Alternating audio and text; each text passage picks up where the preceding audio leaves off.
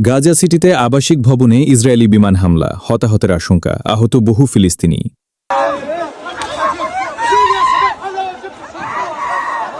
Gaza city, ফিলিস্তিন।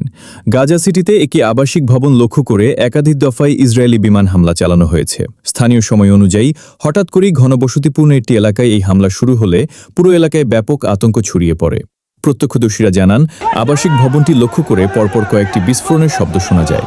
হামলার পর ভবনটি আংশিকভাবে ধসে পড়ে এবং আশপাশের কয়েকটি স্থাপনাও ক্ষতিগ্রস্ত হয়। এতে সাধারণ মানুষ চরম আতঙ্কে এলাকা ছেড়ে নিরাপদ স্থানে চলে যান। স্থানীয় স্বাস্থ্য বিভাগ ও উদ্ধারকর্মীদের বরাতে জানা গেছে, হামলার ঘটনায় অন্তত কয়েকজন ফিলিস্তিনি আহত হয়েছেন। আহতদের স্থানীয় বিভিন্ন হাসপাতালে নেওয়া হয়েছে।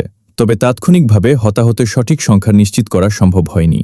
ঘটনার পরপরই ফায়ার সার্ভিস ও সিভিল ডিফেন্সের কর্মীরা ধ্বংসস্তূপে আটকে পড়াদের উদ্ধারে কাজ শুরু করে। ধারণা করা হচ্ছে, ভবনের ভেতরে আরও মানুষ আটকে থাকতে পারে, যার ফলে হতাহতের সংখ্যা বাড়তে পারে বলে আশঙ্কা করা হচ্ছে।